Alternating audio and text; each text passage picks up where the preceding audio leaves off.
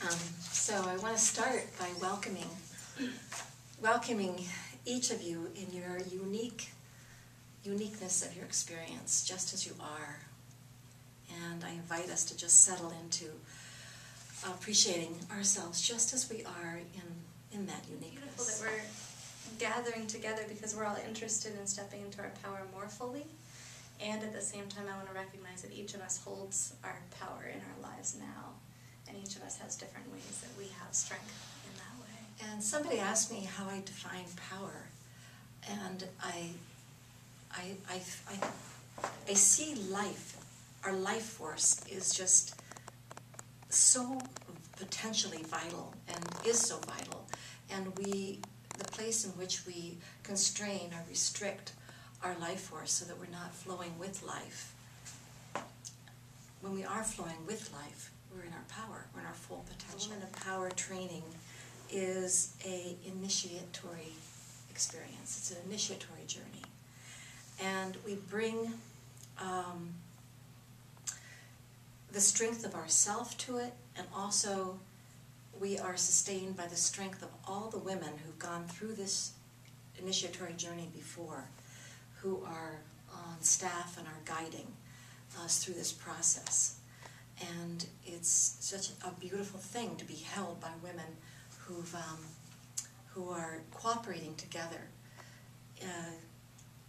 fully holding this doorway open for us. But when it was created, they initially thought, let's look at doing a Women's Warrior Weekend.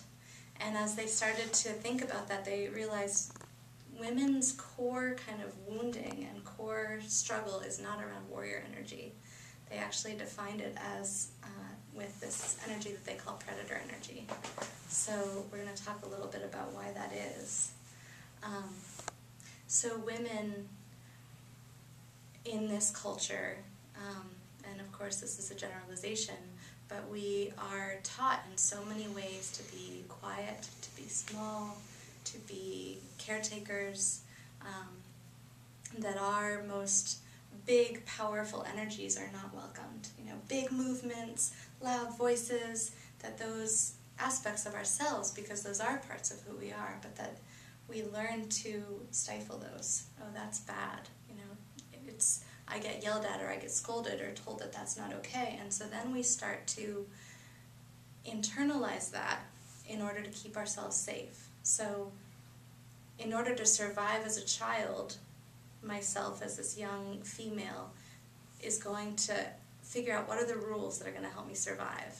And then I'm going to bring this voice into my own mind of don't be big, don't be angry, don't do that. And that's how we internalize this predator energy and start kind of eating away at our own power. Many trainings for women. You know, I've done a lot of personal growth workshops, been a little bit of a junkie. And so many of the trainings are about helping women really step into a place of nurturing and being nurtured. You know, women coming together and really caring for each other and honoring each other and supporting each other and being supported and stepping into those strengths. And something that's so incredible about Women in Power is that it's very different from that. And it's a rare training for women, in my experience, that really focuses on something very different, which is really stepping into, as women, our full heritage of wildness and the power that's connected to that. So I want to read a quote from the Women Who Run with the Wolves, which really speaks to a lot of my experience of Women in Power. Within every woman there is a wild and natural creature, a powerful force filled with good instincts, passionate creativity, and ageless knowing. Her name is Wild Woman, but she is an endangered species. Though the gifts of the wildish nature come to us at birth, society's attempt to civilize us into rigid roles has plundered this treasure and muffled the deep, life-giving messages of our own souls. Without Wild Woman, we become over-domesticated, fearful, uncreative, trapped. So this speaks to both the predator energy in a healthy way and in an unhealthy way. And when we are fully in, can I speak a little bit about predator maybe? Yeah, I think we should talk about that. Okay.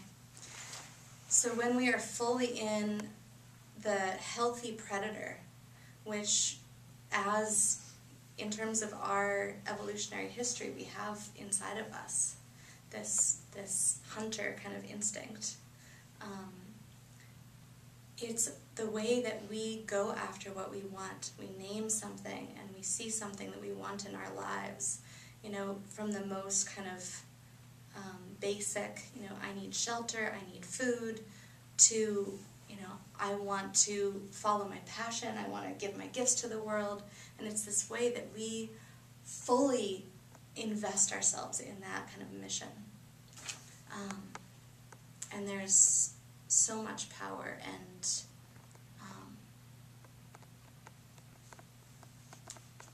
that Good research that shows that the women's corpus callosum, which is this ability to use words, is much more developed in women than it is in men. So women have are very capable with their words. They think. There's part of that multitasking. They can also think very quickly and use a lot of different words. And so often that is the way in which we're often afraid of the power of our words. And we're afraid that the words that we're going to speak might